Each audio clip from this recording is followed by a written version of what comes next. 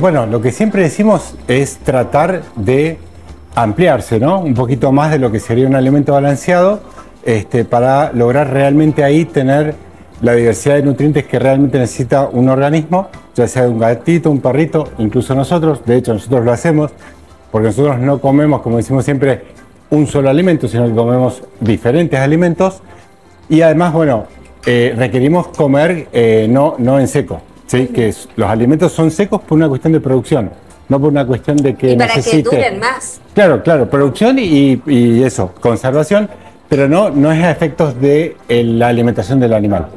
Pero bueno, a la hora de decir, bueno, ok, entonces pero igual tengo que arrancar con un balanceado si es que yo quiero darle dieta mixta o si yo quiero elegir un balanceado para potenciarlo con algunas cositas. De igual manera tengo que elegirlo. Entonces, digamos, la manera de elegir aparentemente uno podría decir que es, digamos, por la marca, ¿sí? Primeramente. Después por la categoría, esto que es premium, super premium o estándar.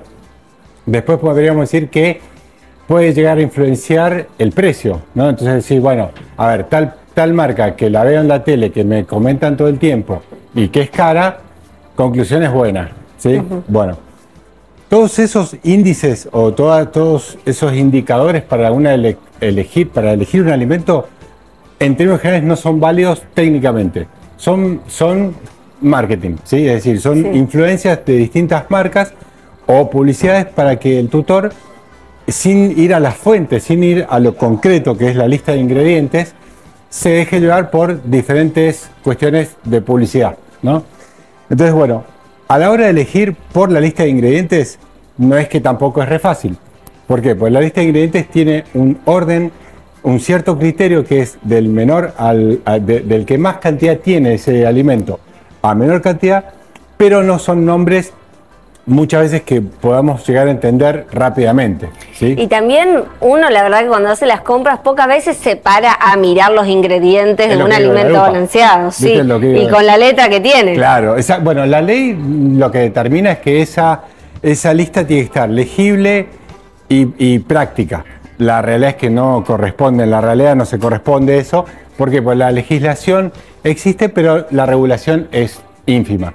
Entonces, una vez que encontramos la lista de ingredientes, como decís vos, y podemos leerla y tenemos el tiempo para leer, ahí nos vamos a encontrar con una lista de ingredientes que nos puede llegar a sorprender, porque mucha gente cree que con darle un alimento balanceado a su animal, a su perro o a su gato, le está dando carne disecada. Yo llegué a escuchar eso. Bueno, nada más lejos que de la realidad que la carne deshidratada versus el alimento balanceado. Lo primordial es entender esto, que los primeros 3 o 4 ingredientes que uno pueda encontrar en esa bolsa, básicamente el alimento es eso, ¿sí? Entonces, ¿qué pasa?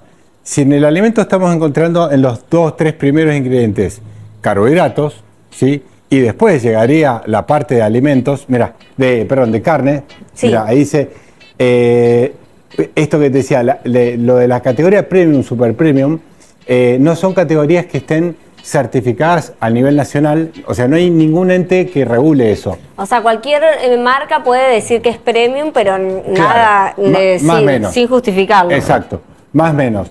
Es decir, medio que se autorregulan porque entre las marcas tampoco se comportan de tal manera, pero sí es cierto que el más barato no va a poner super premium, pero entre todas las marcas se entienden, digamos.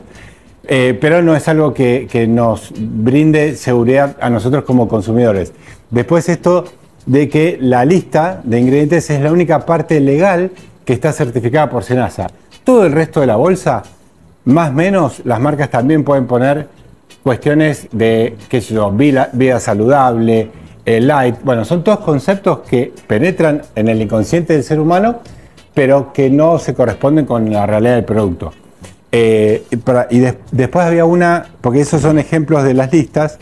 Bueno, y el último punto que decía la plaquita anterior, que tiene que ver con que los 3 primeros ingredientes que aparecen en la lista de ingredientes serían los que tienen mayor proporción esa bolsa. Exacto. En crudo es la mayor cantidad. Por ejemplo, si ahí empezamos, no sé si vos lees más que yo, pero ahí empezamos con 1, 2, 3 carbohidratos.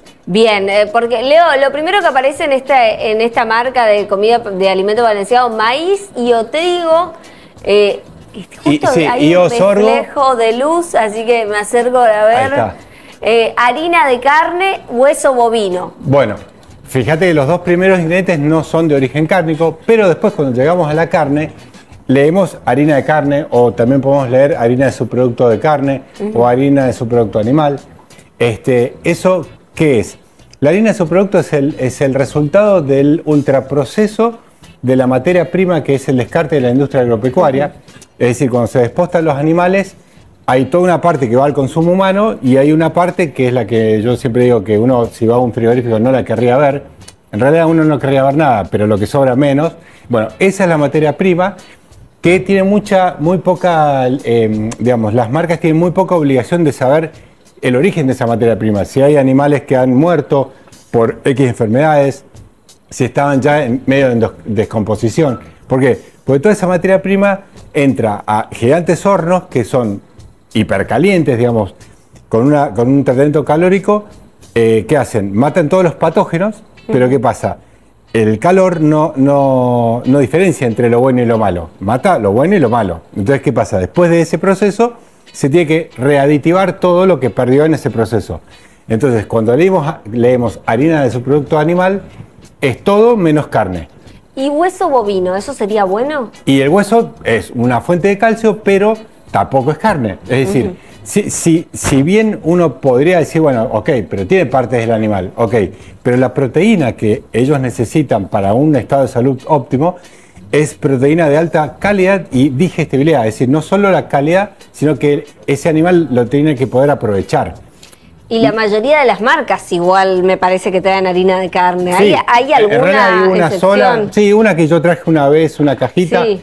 Es la única que uno puede leer carne fresca como primer ingrediente. Pero en definitiva, lo importante es saber que por más que tenga origen cárnico, no estamos hablando de el músculo, es decir, el músculo del animal, que ahí es donde están las proteínas que realmente necesitan para calidad de vida.